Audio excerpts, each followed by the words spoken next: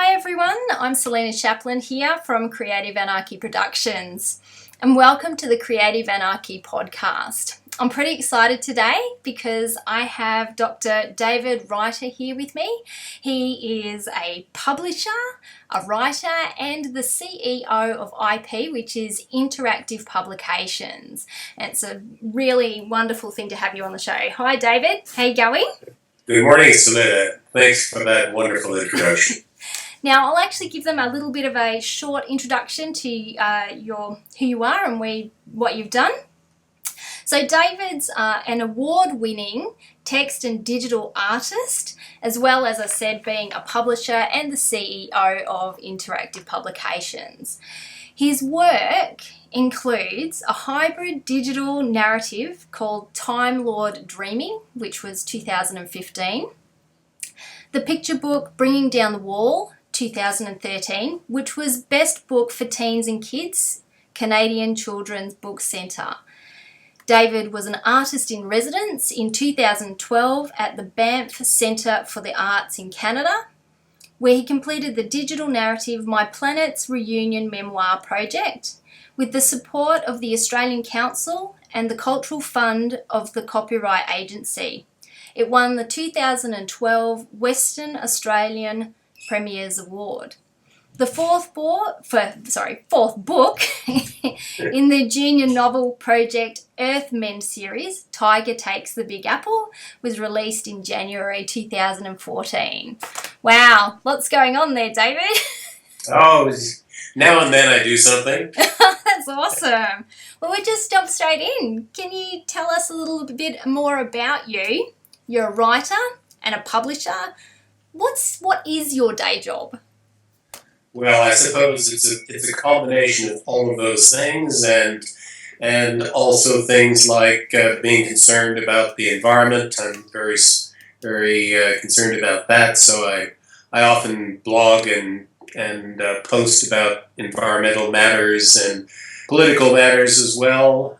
So I'm concerned about social issues, and that's one of the hallmarks of IP is the fact that we attract authors who have interests in current social issues with books they want to talk about. Not always the mainstay of some of the major publishers, but those voices need an outlet as well, and they often come to IP to do that. Okay.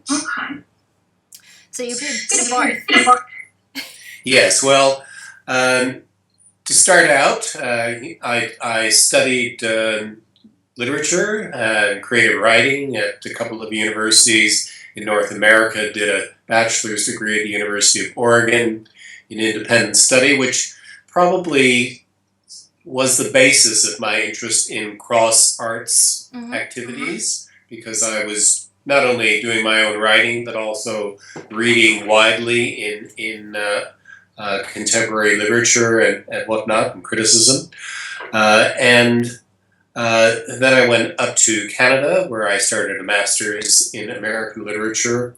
And even back then, jobs weren't all that easy to come by. So when one came up, interestingly, at a place called Cold Lake, Alberta, very well named place, as a technical editor for, this is a bit of a mouthful, the Aerospace Engineering Test Establishment.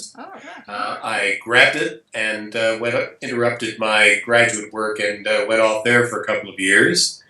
Came back to Edmonton and did scientific editing for the Northern Forest Research Centre. So I was getting a fairly broad education by doing in editing and publishing, even back in those days. And then I got my first job teaching at a college in British Columbia, where I taught literature and writing and things like that. So a bit of both sides. And when I came to Australia, I swore I wasn't going to go back into teaching because I had enough of it. And lo and behold, I ended up at the University of Canberra. Oh, did you?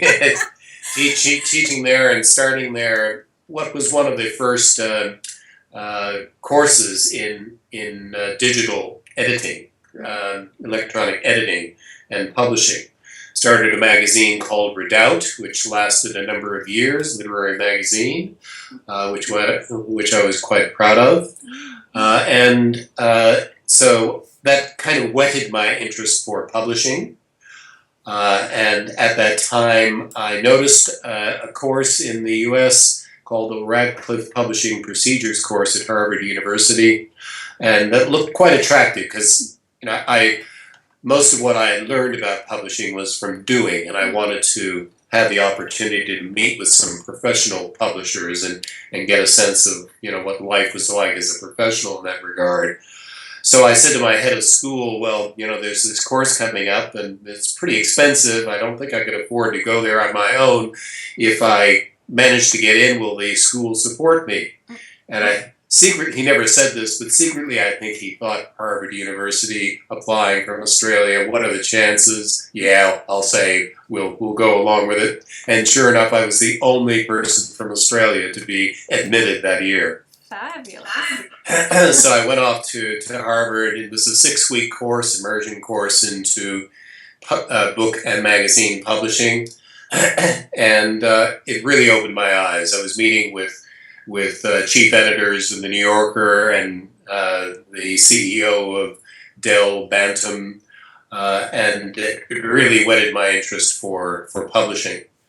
So when I came back to Australia and finally moved up to Brisbane, I got an internship with the University of Queensland Press, it's just across the river from us, and did some editing for them, and decided, yes, at some point I wanted to do that. And I guess the reason I finally got into it was my third book of poetry had been published by Penguin, called The Cave After Saltwater Tide. It was kind of a double book, and they had accepted my fourth book, Hemingway in Spain, and about that time the management of Penguin changed. And they decided in their wisdom that poetry publishing no longer paid, and they weren't going to do it. So they actually walked away from 12 people who they had contracts with, and the Society of Authors threatened to take them to court, and Penguin offered all of us what they considered to be an ex gratia payment, the average royalty for poets in the Penguin series of $800. Oh. The ASA advised us to take the money and run, and it was on the condition that we never ever divulge the terms of the settlement, which I've been doing liberally since then, but Penguin has never done anything about it. So that was kind of the starting point for IP, because the first book off the ranks was Hemingway in Spain, which was then shortlisted for the Adelaide Festival Awards the very next year, so that was getting off to a good start. Several Penguin poets came to us after that, and we quickly got a reputation as being a poetry publisher. I went out to WA to get some advice, had a conference out there, got some advice from Ray Coffey, who was the publisher of Fremantle Arts Centre Press at the time, and I said, Ray, what advice can you give? A young publisher in this area. And he said, again, assuming that we were going to be doing poetry, he said, David, what you need to realize is that there are 300 readers of poetry in Australia today, and our job as poetry publishers is to let those 300 people know when a new book of poetry comes out. That was tongue-in-cheek, but it's proven to be pretty true. I think the audience for poetry is fairly slim, but loyal, and there are poetry groups and whatnot. So IP continues to have a very strong poetry list, publishing about 6 to 8 titles a year, as well as fiction, nonfiction, children's books, and whatnot. Because as I said at the outset, I don't have a death wish. It was never my intention to be exclusively a publisher of poetry. So there you go. Oh, wow. I want to find out more about interactive publications, but I want to focus a little bit more right now on the fact that you've been an artist in residence twice at the Banff Centre for the Arts in Canada. I'd really like you to tell us a little bit more about that kind of experience that you had. Okay, well, first of all, the place. I mean, Banff is on the border between British Columbia and Alberta. It's in the Canadian Rockies near Lake Louise, and anyone who's been in that area knows that it's really, kind of God's place. It's just beautiful and inspirational. Many years ago, the Alberta government allowed the Banff Centre to be set up as a centre for the arts, an innovative centre for the arts. It's not a full-fledged university, but it offers diploma courses and whatnot, and people can get recognition for the work that they do there. And because of its location and because of its international reputation, it attracts lecturers and artists from all over the world. And way back in the late 90s, I thought that I would like to go there in residence because the first digital work that I ever did was called The Gallery. And it, way back then, ebooks weren't even heard of, but experimentation in multimedia was just starting to get underway. So what I had was a book of poetry called Letters We Never Sent, which focused on the relationship between the painters Paul Gauguin and Vincent van Gogh, and the letters that they had between each other. Van Gogh trying to attract Gauguin to come live with him in Arles, France, and Gauguin trying to put him off, and finally, agreeing to go there. So that was the basis for the gallery. And what I did was start with the text from the book, and then create screens, individual screens with hypertext and audio links and video links. And back in those days, we were using Adobe Acrobat 3. I think we're now up to about like 12.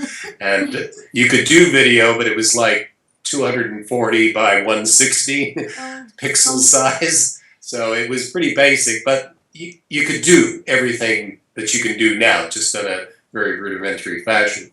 So I went off to Banff. They were quite interested in the project. I worked with them on it, and they actually learned a lot about what was possible in multimedia too, because we had the problems of how do you make it work on Windows platforms and Mac platforms. How do you create a work that will work cross-platform? And it was a bit of a challenge back in those days.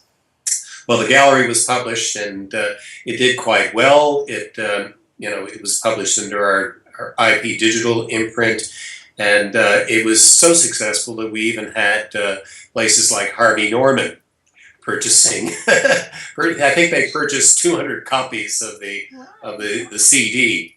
I never saw a copy of the gallery in any Harvey Norman stores. Not that I went looking too systematically, but they never came back, so somehow they must have got sold.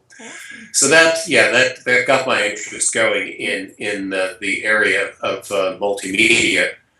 So many years after that, when I had the Planets Project underway, the book already out, I thought of Banff again. So I was in Canada, I think it was 2010, late 2010, met with them and said, I've got this project that I'm interested in doing. I want it to be an interactive website, not just a book, not just a standalone multimedia thing.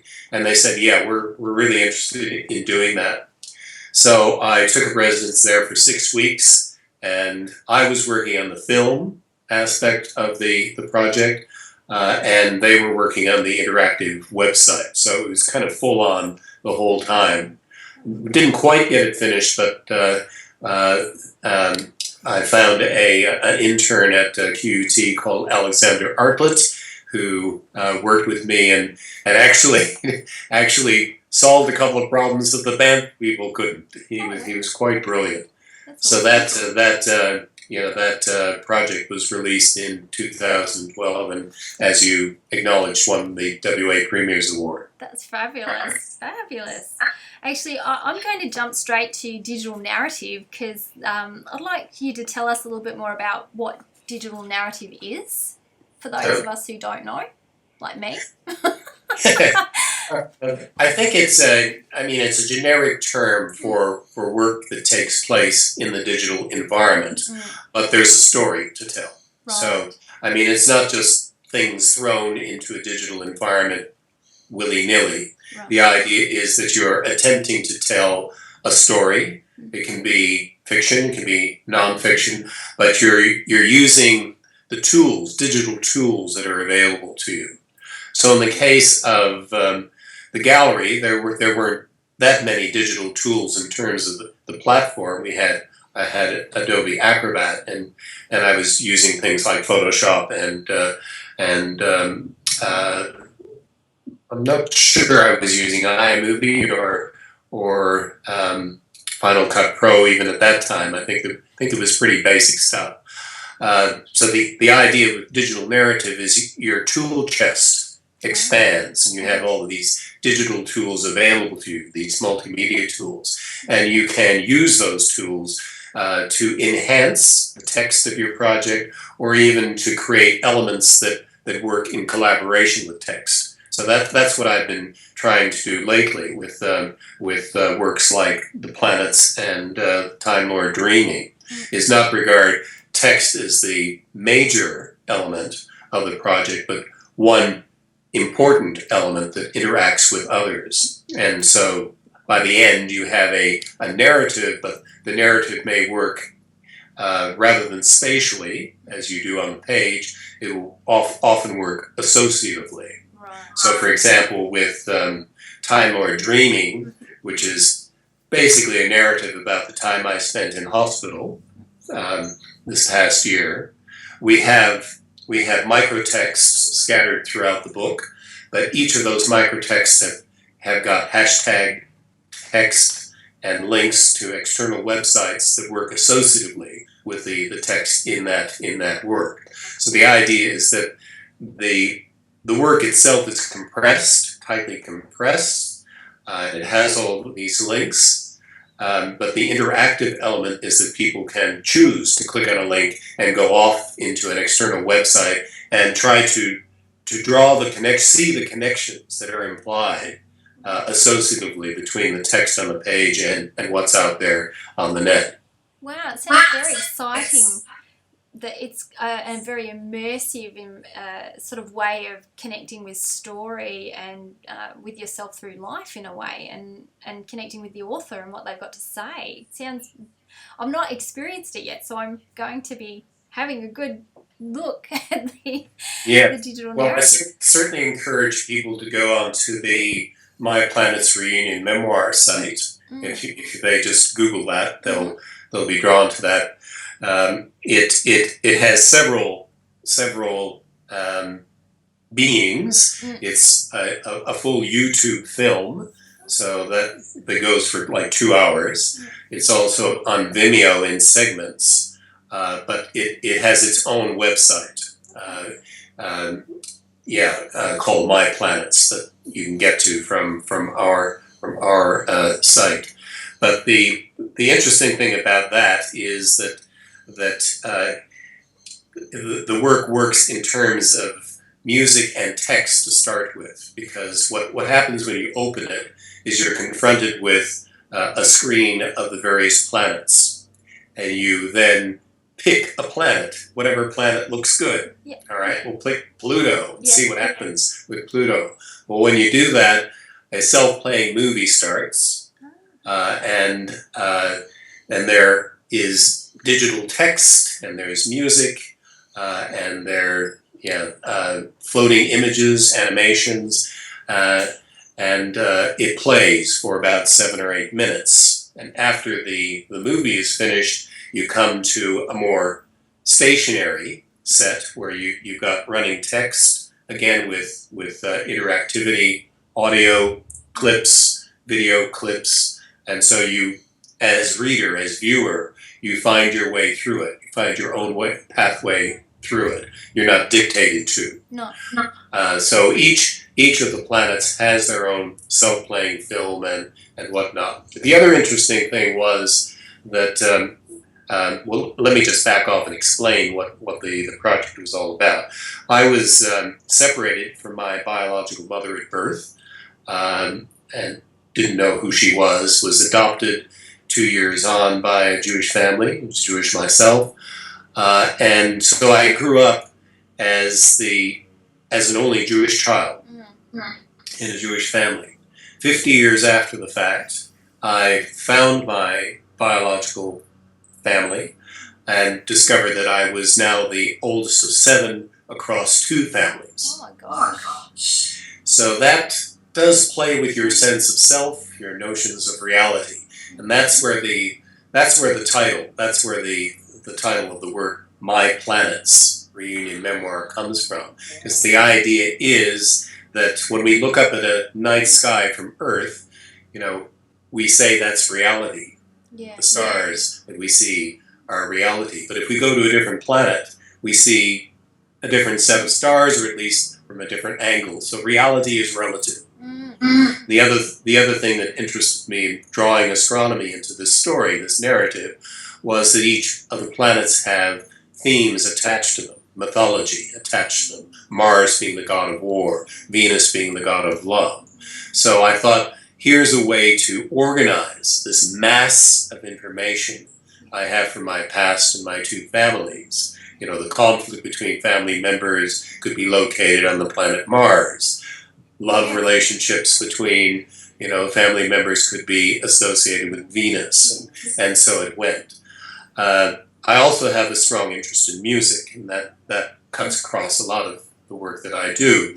So I was quite familiar with Gustav Holst's Planets, and so I wanted to use that as the musical backdrop for the film segments of the memoir project. So actually, I had one copy of the Planets by Gustav Holst, which was by the Vienna Philharmonic. Okay. Yep. In my music catalog. So I actually wrote off to them and said, "This is the project I want to do. I want to use your music. Is that okay? Do I have permission?" And they said, "Yep, that's fine." So that's what you hear in the background. So there's music, there's text, there's animated images and text, and it's nearly killed me to complete it. And some of the people at Banff, I think we're happy to see the end of but at the end of the day, it's a beautiful project, and it's up there. It's cataloged by the National Library. It's on their Pandora project, and it's free for anyone to view. Oh, fabulous. Well, we'll have to put a link to it in the show notes. That sounds fabulous. So, how can people learn this type of, or this form of creative expression? Well, I think you have to do an inventory of yourself as an artist, as a person, and determine what you're good at. Right. I mean, I say this, for people who are interested in indie authoring and publishing as well, because there are a number of skills that you have to have. Some people are very good at writing, not so good at media and publicizing their own work. So your choices basically are do what you're very good at and hire someone or collaborate with someone on the other areas, or, as I did, know what you're good at, learn other things as you do them, and have the skill to do them, and then perhaps get experts to help hone what you come up with so it looks professional at the end. So I mean, if you're interested in digital narrative, I mean, you can go basic in terms of anyone who has a text can put it in digital form and make an ebook out of it. That's the most basic thing. Even that takes some skills. But you also have the option of bringing in audio, bringing in video, and whatnot. And as soon as you start toying with those multimedia elements, obviously you need to have some skills. Now, things like audio, I mean, there are very basic audio editors, audio applications that you can use that will, make your work sound pretty good. And the same thing is true with video. I mean, in the Mac environment, you've got a program, you've got an application called iMovie, which is, it's pretty advanced.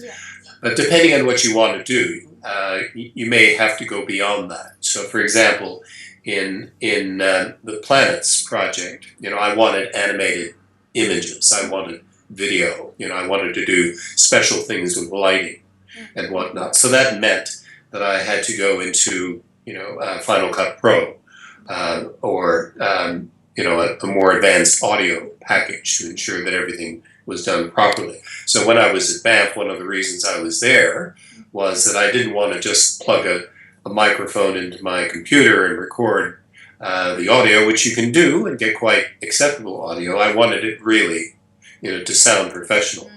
So we had their professional recording studios at my access and use that.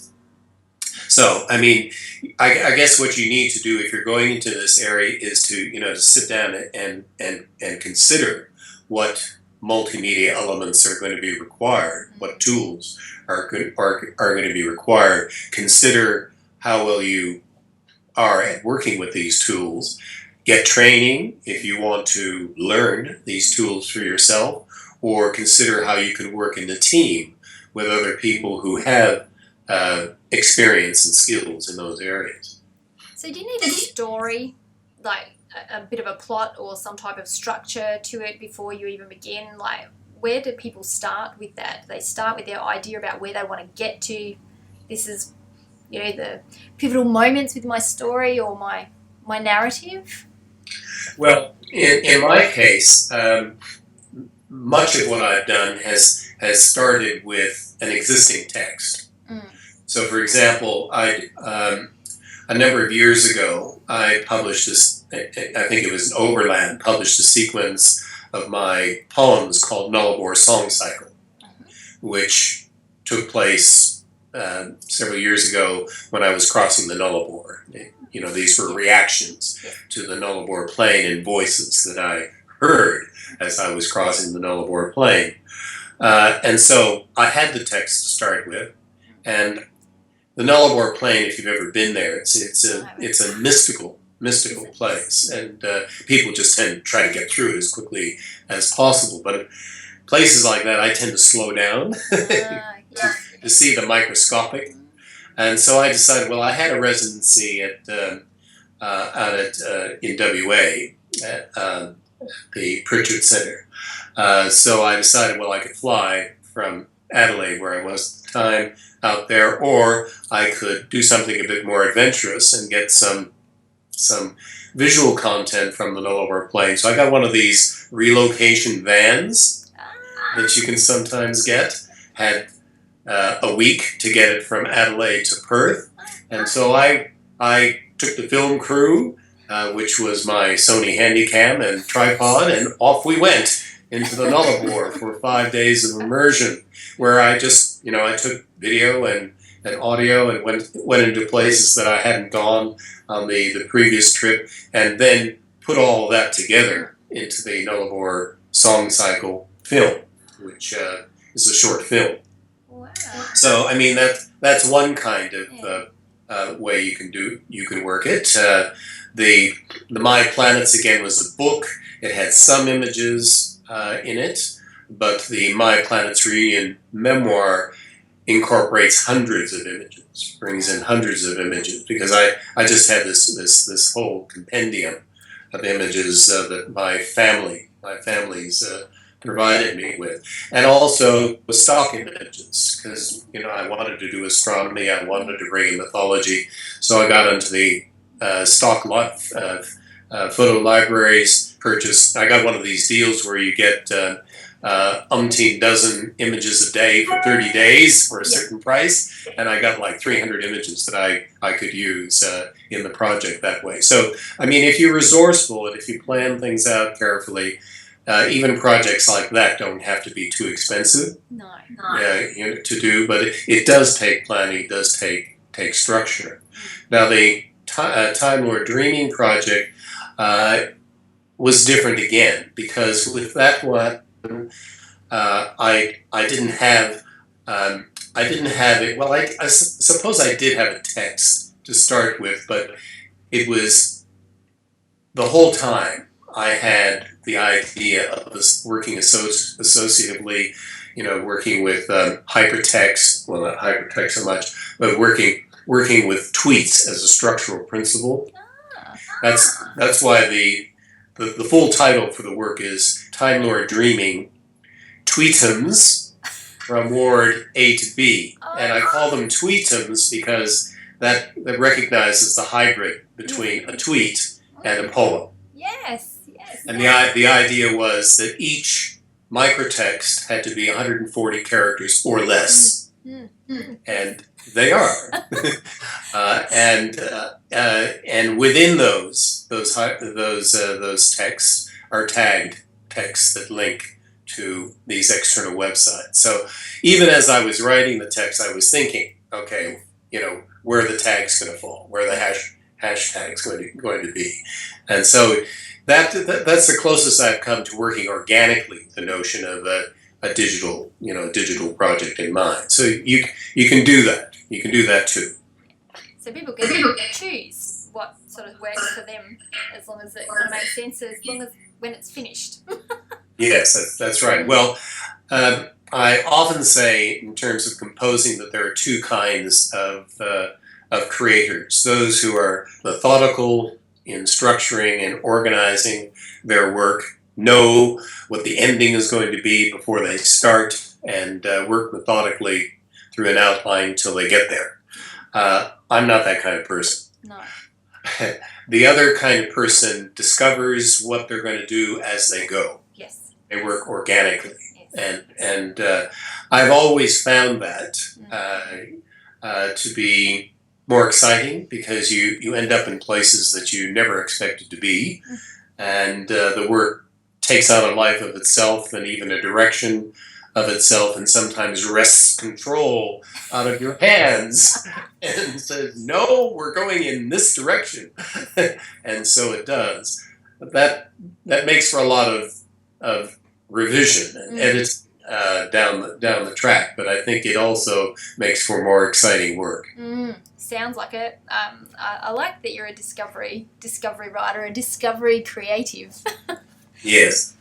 So we'll just jump over to your writing of your actual books as well. I'd really love to know what genre that you most enjoy writing in. Well, I consider that question, and I suppose that because of my interdisciplinary interests and my hybrid interests, I'm always cutting across genres. I mean, I will work in for example, with Bringing Down the Wall, which is a children's picture book. That was based on a germ of a true life story, based on the time that I spent with my adoptive mother, and who had her father living not too far away from her, and she had a tiff with him.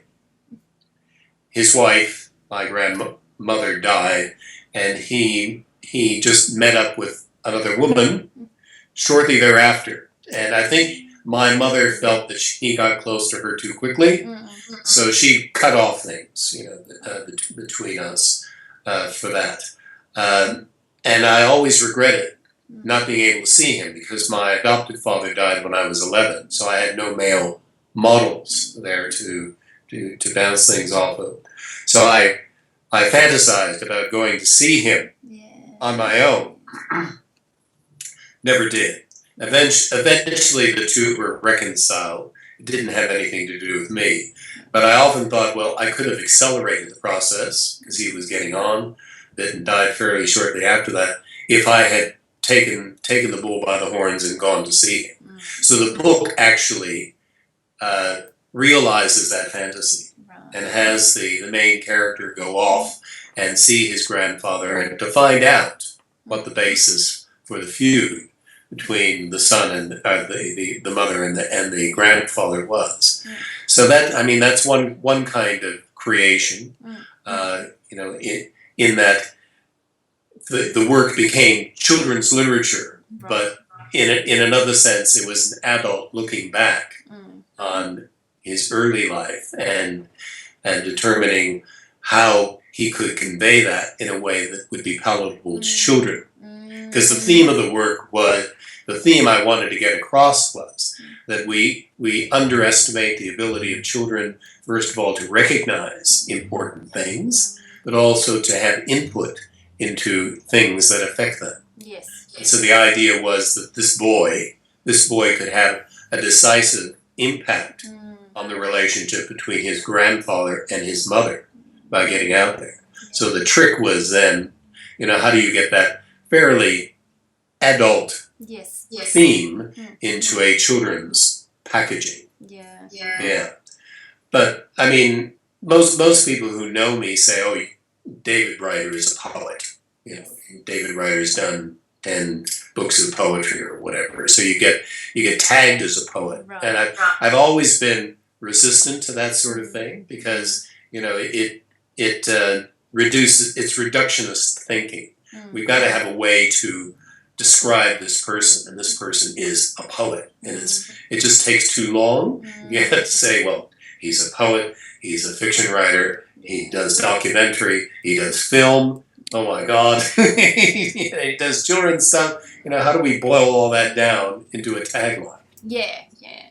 I think it's great that you've taken a theme that's very important to yourself and made it applicable to children, because children do need voices. They kind of need a story that gives them that permission to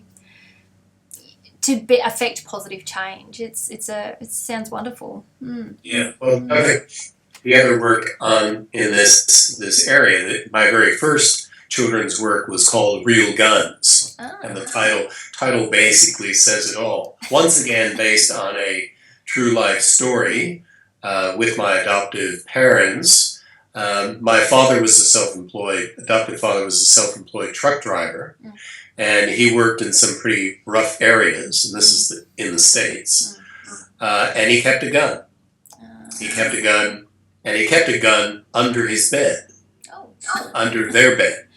And one day I actually found this gun, pulled it out, and I can still remember the feel, the weight, the coldness of this gun, and that stayed with me for a number of years.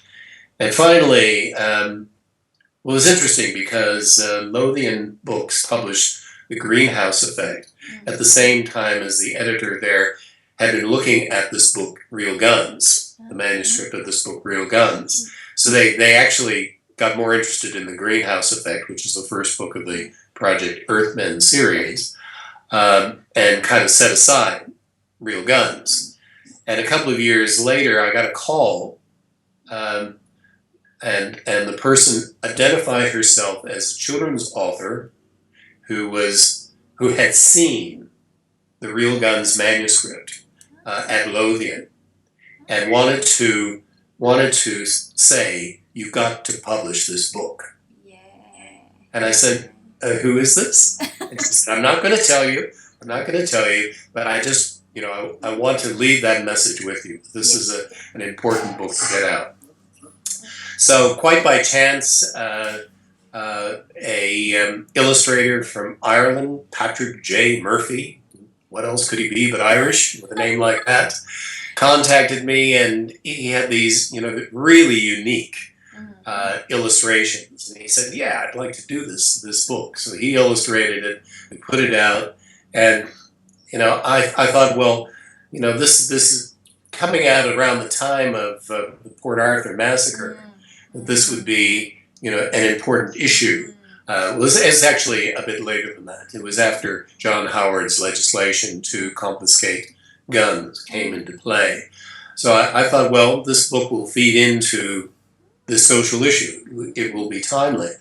I wasn't expecting the polarization of opinion that took place about this book, because we had teachers and librarians saying, "Oh yes, we've got to have this book, library, important themes and whatnot," and others saying, "Oh no, we can't possibly touch it, it's too controversial, and Australia doesn't have a problem with guns, we have legislation." And I keep saying, even to this day, yes, we have legislation, but somehow people still seem to get shot with guns. Yes. And part of the problem is that children, are not educated about guns. And the Real Gun story tries to do that, because it basically says, well, look, we're never going to get rid of guns entirely. Guns are a tool, but there are also safety implications. If you're, we shouldn't fantasize about guns being, wonderful things that we use in games to kill people and whatnot. They are lethal weapons, and children have to understand that. So that's why I thought that book was important. So I guess the theme that's connecting a lot of what I'm saying about my work is that interest in social issues, and that's what I consider first. The message that I want to put out before the genre in which it's going to be published. Awesome. So, can you tell us how you approach your writing as well? Because a lot of writers out there are very interested in the methods that other successful writers like yourself that are published and use on a regular basis. So, how do you approach writing? Okay. Well, writing is a business as well as an art. And if you're going to be successful at it, you have to treat it as a business, something that you are going to do full-time or even overtime. As a publisher as well, it's difficult for me to set aside the amount of time that I need to do a sustained project. So often what I will do is I'll go for a residency, like at Banff or out at the Banff Centre in WA, or I've been at Baringa and in New South Wales, and use that time to concentrate 100% on writing. And I think what you find, what I found in particular, is the creative juices are always there, and the energy is there, and unless you do something about it, it backs up. Yes. And as an individual, you become frustrated and annoyed with people around you. You need this opportunity to write. But when you have the opportunity to write, you give yourself license to write, it comes out. So on a typical day in residence, when I'm just working on a book of fiction, I would write 4,500 words a day. Oh, wow. And that would include an hour of revising at the beginning of the day what I'd written the day before. So, 4,500 words a day is difficult to do. And not 4,500 crap words, 4,500 words that flow quite well. So I guess that points to the psychology of the writer, saying that if you give yourself the opportunity, give yourself license to do it, let your creative faculties loose, it'll happen. I have never suffered from what they call writer's block. It's never been a problem for me. It's only been writer's opportunity that lack of opportunity that I've suffered for. So I suppose the tip is consider it a business. Sit down at 8 a.m. or whenever you're ready to do it. Carry it through for at least a couple of hours before you take a break. Take a break, come back. It's a full-time job, and you need to regard it as such. The other thing too is don't cut the process short. After you've got that first draft, keep in mind the fact that it's got to be revised, and you're probably for the second and third draft, you're probably the best person to do that. I don't draw outsiders into my work at that stage. I wait until I'm comfortable enough with it to show other people. After perhaps about the third draft, I might start showing it to people, getting their opinion, getting their feedback, and reworking it. So that whole process of reviewing, reflecting, editing, can take months, should take months. And the less experienced you are, actually, people assume that the less experienced you are, the longer it will take. But on the other hand, the more experienced you are, the more likely you are to see what needs to be fixed, what needs to be worked on, what needs to be polished, and the process can take even longer when you're an experienced person. A writer like Hemingway, who's one of my major influences, would typically put his work through 60, 70 drafts, until he was happy with it. And another author, poet, would say, practice, practice, practice, put your faith in that.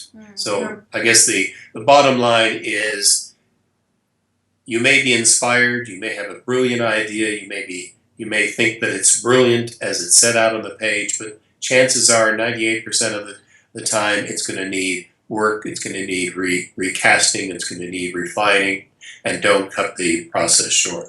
Oh, that's fabulous. Fabulous tips for, especially for people like myself who are new to the writing. You know, I love writing, but new to the process of going through that self-editing phase and stuff like that. So thank you, that's great. So I have to know, how does your poetry writing make you a better prose writer? Well, I would say that poetry is very demanding in terms of style. Okay, it requires you to get your message out in a concise way, a dramatic way, and also in a suggestive way. Mm-hmm. So often with prose, you can dwell on the surface.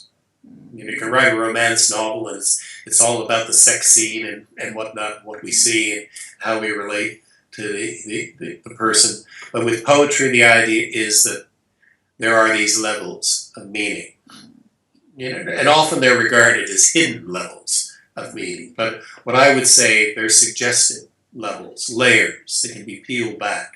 So the more time you want to spend with the work, the more in reading it, reflecting on it, the more meaning you will find. Well, that doesn't come about magically. Yes. It comes about partly through the intention of the poet to embed that suggested meaning in the work. Sometimes it will come about by accident. Right? I will have critics saying to me about when you said in this particular poem that about this and that. That particular theme, struck me as really important, and it'll be something that I hadn't thought of myself. And of course, I will nod and say, yes, it was good, wasn't it? So you have to be prepared to take full credit for the brilliance that you didn't intend. But on the other hand, I think it makes you more humble in recognizing that as the writer, you're in control of the pen or the keyboard, but there's something going on in your mind that you're not. There are aspects in your mind that you're not fully in control of, and you have to have respect for those, because that perhaps is where the genius of the unconscious lies. Mm-hmm. So how does it translate into making prose even more? Just like I'm losing words here, but it just makes it like jump off the page and into the reader's mind. If a person was to study poetry, how would they then, or even write poetry, how would that then affect their prose writing? Well, it can have a positive and a negative effect. We've had authors who come to us who are either writers of poetry or poetic in their inclinations.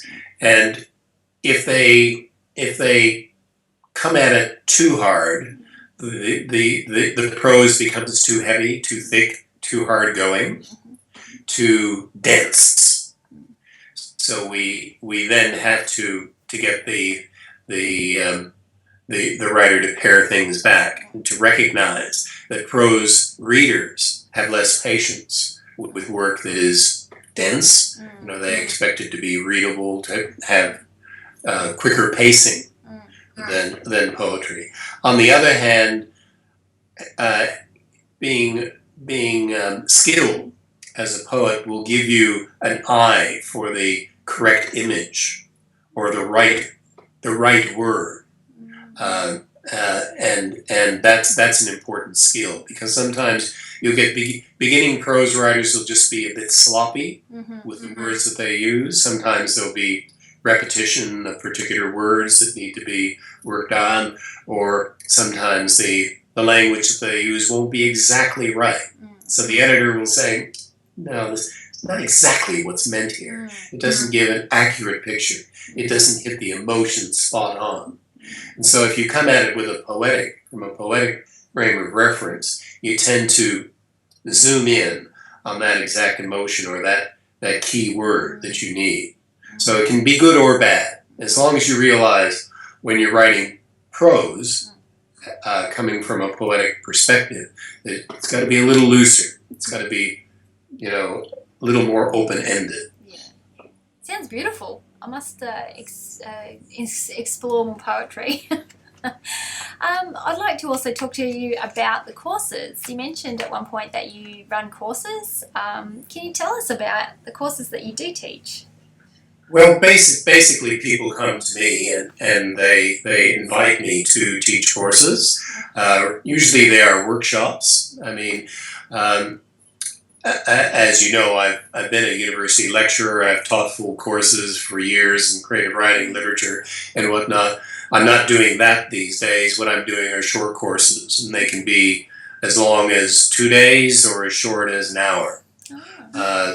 So basically, people say, "Oh, we want someone to talk about self-publishing. You're a publisher, talk about self-publishing." So in less than a week, I'm off to Mackay to do just that at their festival, and their goal there is they've aligned with ABC Open, which invites people to send 500-word prose, nonfiction prose segments up to them for publication. So that's the goal for the people involved in the project. But they're also looking for advice to self-publishers on how they go about the business of self-publishing and being successful at it. The message I usually give, and I will be giving up in Mackay, is I regard self-publishing as a misnomer. I say that there are very, very few people who can be successful, excellent self-publishers, because they have to know the entire business. They have to be writers, they have to be editors, they have to be proofreaders, they have to be designers, be layout artists, they have to be media savvy, they have to know social networking, they have to know how to distribute, how to upload, how to account. Yes. It's very difficult to do everything. So what I say is consider yourself an assistant author, or people coming to us for IP for assistance. We say we may offer them an assisted publication package where they do what they're good at. We teach them some aspects of what they're not so good at, but they want to learn, and we do the rest. So assisted publication. So that's one kind of course that I teach. Another course that I've done quite a bit is on the digital side, because a lot of people know the process basically about print publication, but they're less assured about what happens with digital publishing and getting into ebooks and so forth and so on. So I've actually written an ebook, which is going to come out in its 3rd edition also as a physical book from demand. And it's called Your Ebook Survival Kit. It's now in its 3rd edition. And basically it's geared to as a follow-up to these short courses. So people come to the 1 or 2 hour course, they get an overview of what they need to know, but it's impossible unless they're attending a day or 2 day course to get the full process of what they need to do, to set things up for proper print publication, or set things up for ebook conversion, or how to distribute their work, how to promote their work. So the kit has the aim of dealing with those particular issues. So those are the kinds of things that I'm doing these days. I'm also, running courses about digital composing. So using things like TimeLord Dreaming or the My Planet's Reunion Memoir project as case studies of what has been done with the aim of suggesting to people what they can do themselves, seeing what is possible. Because often people just don't know it. Well, they may have a sense of what's possible, but they have very little knowledge of what the tools are and the process is, for realizing that project. So how would people enroll in this course? Well, what we try to do is through our social networks, we will promote the the events that I'm going to be at, because I'm going to be at Mackay next weekend, and then there's kind of a lull period for a while, and then September is going to be very busy. I'm out at Dubbo in the middle of September, and the following weekend I'm up at the Whitsundays to do the Whitsundays Literary Festival. That'll be a hard thing to do at that time of year. and then at the end of the month I'm off to New Zealand to do some touring and to meet with touring a New Zealand author that we're publishing by the name of Jeremy Roberts, and also touring TimeLord Dreaming. Oh, fabulous. Okay, we need to switch to interactive publications. I'd love to find out about what is interactive about interactive publications. Okay, well, we have to go right back to the genesis of the company. The job that I had before I set up Interactive Press, our first imprint, was I was publishing manager for the Crime and Misconduct Commission, Criminal Justice Commission, as it was called back then. So again, I've got fairly wide-ranging background in non-creative publishing. While I was doing that, I set up IP as a consultancy. So I was actually running short courses for government departments and publishing and writing and whatnot.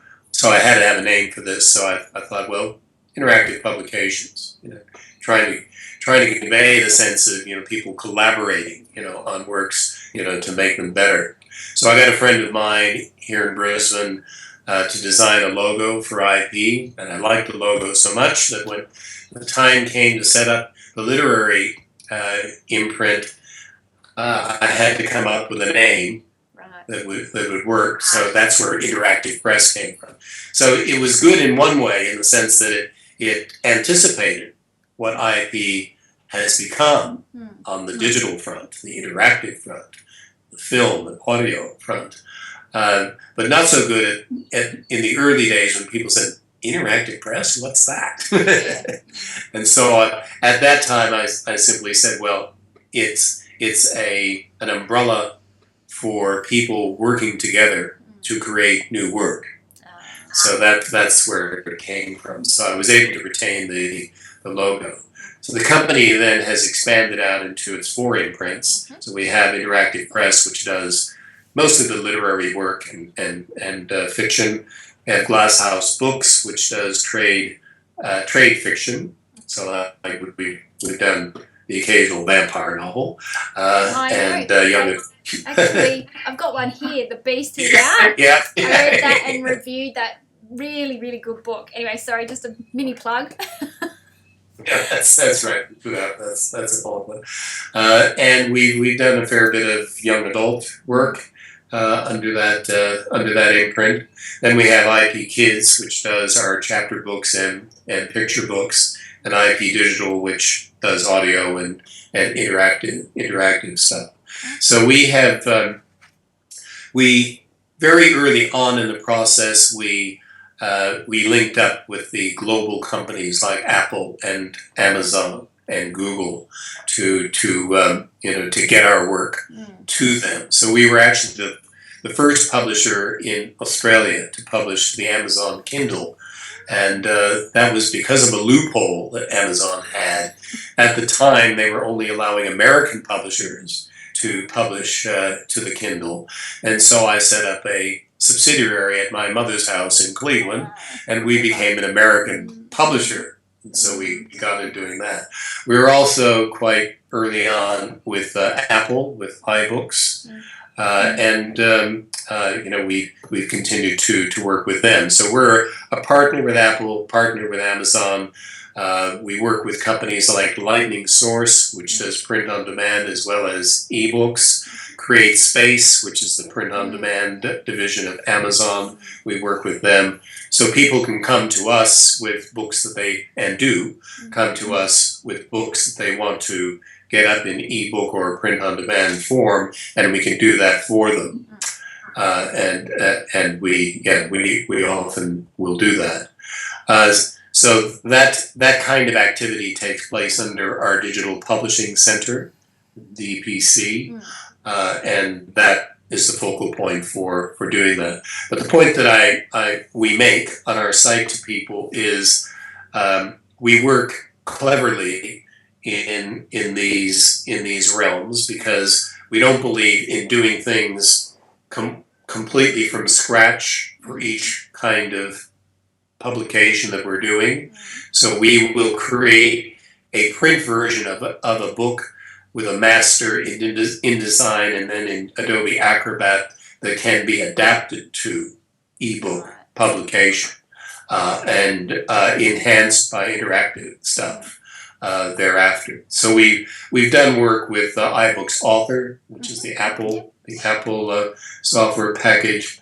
We've also done a few things with the new applications from Kindle Children's Book Creator and Kindle Textbook Creator. So we're always, keeping on top of developments in those areas that will be a benefit to our authors.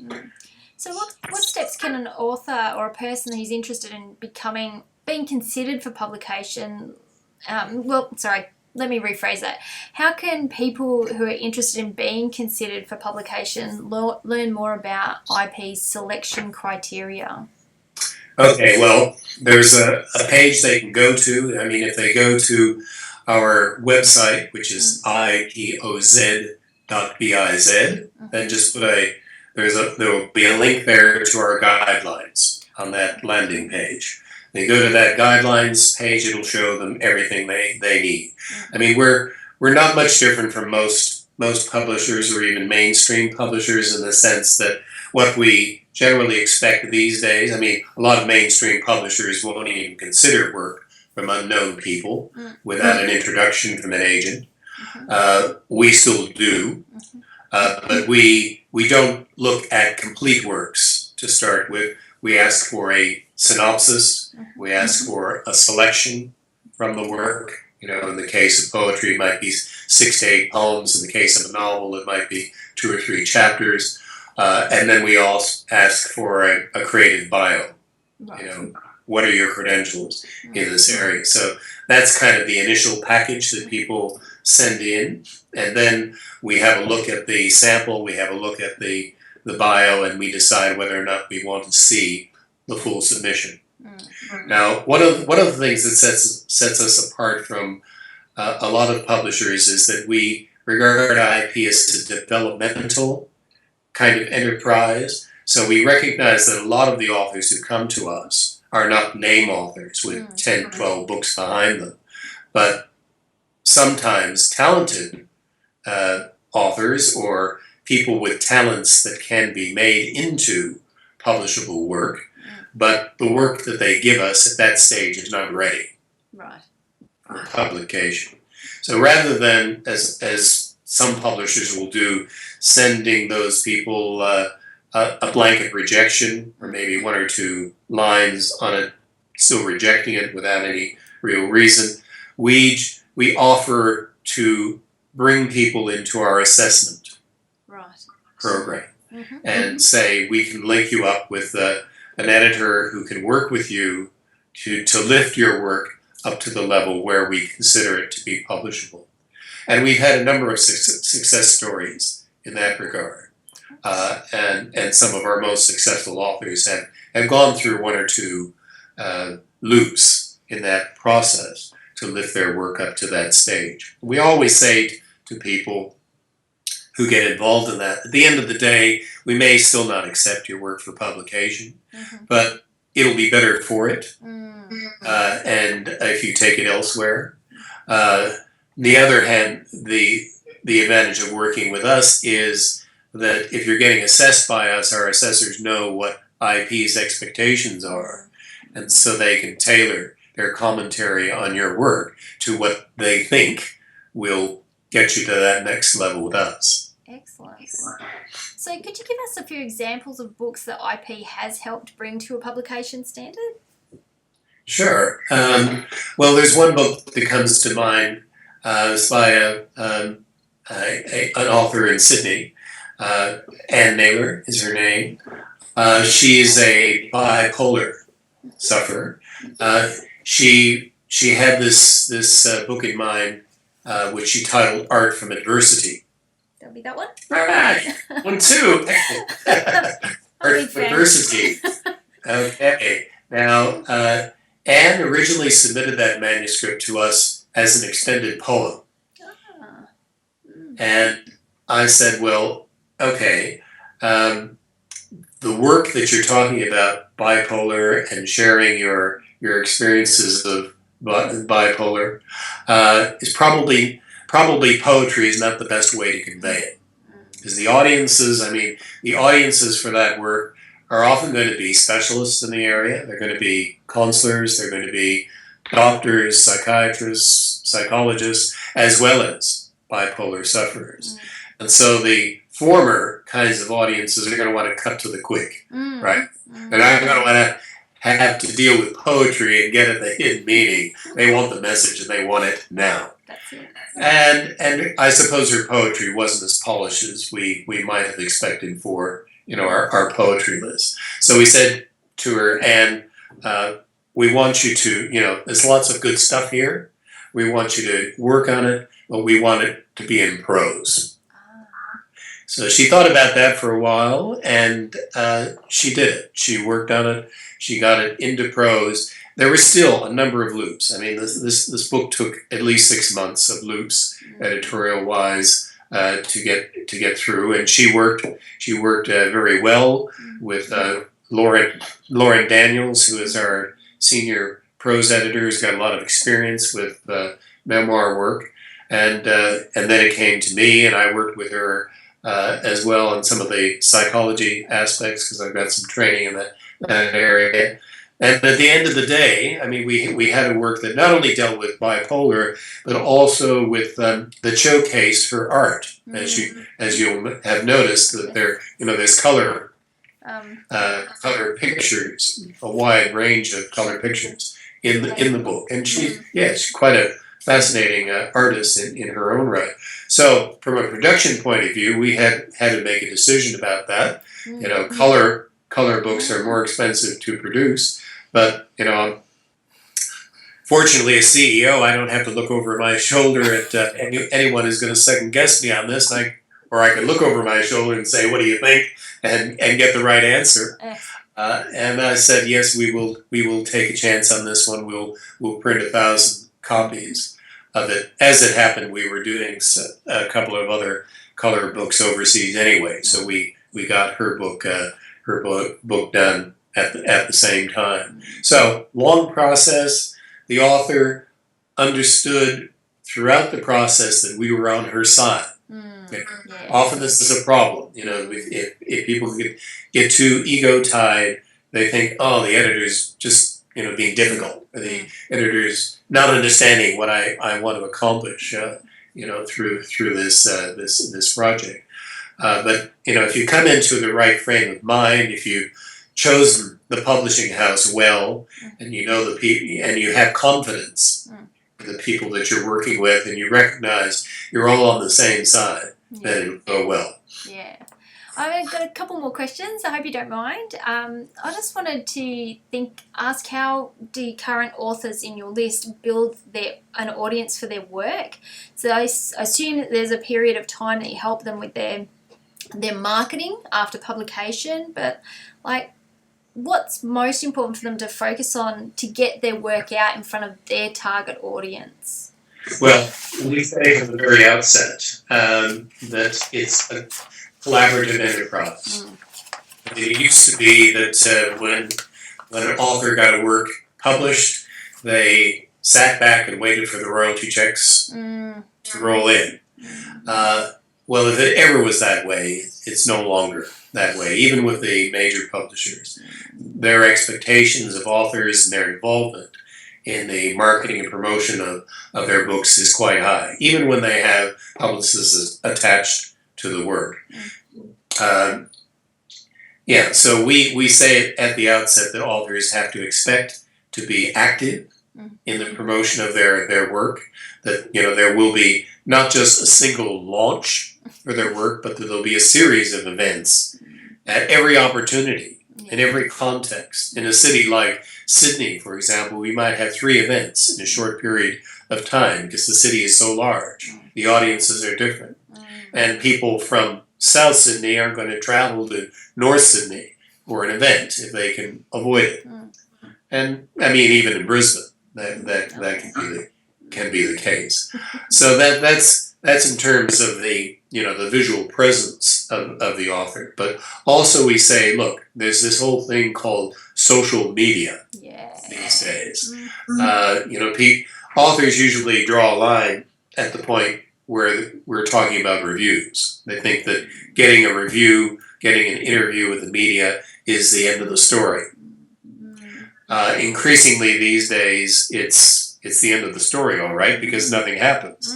It's extremely difficult unless you've got connections, established connections, a publicist working night and day to get you interviewed, whether you can get your work before the editor of the Sydney Morning Herald or the Australian, whatnot. If you can, great. But it's only part of the process. Important, but only part of the process. Getting your book reviewed, yes, that's important.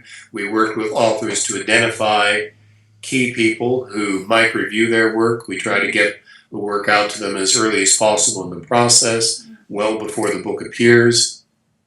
And we will not only use that review, we'll sometimes use the review as the basis for blurbs on the back of the book, but we'll also ensure that the review is published in whole on their mini site. So every title we publish has its own dedicated mini site where there's lots of information, reviews, descriptions of the book, samples from the book, bios, and whatnot. So yes, we try to get the book reviewed, and that's pre-publication. And also pre-publication, we try to get the chat started about their book on the social networks, through blogs, through Facebook, through Twitter, through LinkedIn, through Tumblr. all of these things. We emphasize the fact that there is a strategy for people to follow on this. We give them a guide, which gives them an overview on what you need to do about social networking. That's actually one of the topics I'm talking about up at With Sundays, when branding yourself as author in these social networking things. I was supposed to do it last year, but I had to go to hospital during that time, and that's what led to TimeLord Dreaming. But in some ways, I'm glad I didn't, because I've learned so much more in the 12 months that have followed, and so many more things have been happening on the social networking front that I think I can be much better at it. But I mean, you could spend a lifetime in the social networking area and feel like you're doing something but not do it correctly. So there's a strategy that has to be followed, things that you can do right, things that you can do wrong, and authors need to be made aware of this, and also made aware of the fact that we can't do it for them. No. That's an area they need to do. They need to get their own Amazon Central page. They need to get on Goodreads. They need to encourage people to review their book on Goodreads. They need to encourage people to review their book wherever they possibly can. Because, traditionally we think of the established reviewer as the be-all and end-all of reviews for books. But more recently we found that passing the word between people is very powerful. And even when people recognize that you're not an established reviewer, in some ways the trust is better, because you think that if you're bothering to review it, either you're a close friend of the author or you're a third party who genuinely believes this book is good and worth reading. So a lot can be done with social media. A lot can be done in the area of virtual tours, aligning with blogs and sites that are interested in your work. So for example, with TimeLord Dreaming, We've done a lot of work, database work, making contacts with hospitals, hospital libraries. In Canberra, I'm going to be launching the book at Calvary Hospital Oh, yes. to an audience of staff. And here in Brisbane, the Modern Hospital, has promoted the book to their staff because the actual action took place in the Modern Hospital. Yes. So you have to think laterally Mm. in terms of the kinds of themes, the kinds of ideas involved in your work, and that works into your overall social media strategy. Yeah. I think it's very important for authors to realise that they do have a business. It's not just a book, it's an asset for them to be promoting and connecting with other people. I write if I read a book and enjoy it, I'll write a review on a comfy chair, which is another avenue for people to find out about stuff. People sign up to that, and if they like book reviews, they might go out and buy it. So that's the sort of thing that I like to do. But, you got to find your own way. Exactly. Yeah. So what are you working on now, and can you share any secrets with us before you go? Well, I'm about 3,000 words into a probably creative nonfiction work. It hasn't necessarily decided what it's going to be, but following the time covered in the My Planets project, I worked my way out to the west coast of the U.S., did my university at Oregon, and then went to Canada. And this was the time of the Vietnam War, which certainly dates me, nevertheless. But yes, I've always been a pacifist, opposed to war, still have, misgivings about what's going on today. And so the tentative title for this book is Why I Didn't Go to Vietnam. And but it's going to go at that at a slant. It's not going to be a didactic book because there are a number of scenes of happenings that went on during that time that I think can be the basis for a dialogue about war and conflict and peace and whatnot. So I'm still in the exploration stage, and because I'm working on it while I'm doing the publishing, wearing my publishing hat, the progress has been a bit slow, but I'm putting feelers out for residencies. Oh, awesome. Well, we look forward to that. Yeah.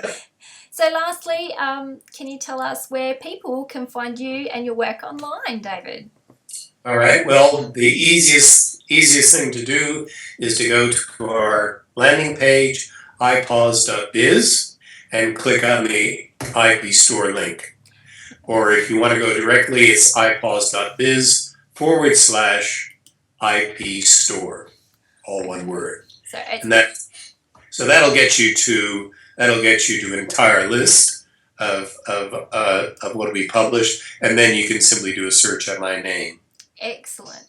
That'll be wonderful. Thank you so much, David, for your time and for just answering those questions and letting us know more about the publishing industry and about your fascinating work as a creative artist out there. Thank you again. It's very much later. I appreciate the opportunity. Been a total pleasure. Okay, thank you. Bye-bye. Okay, bye-bye.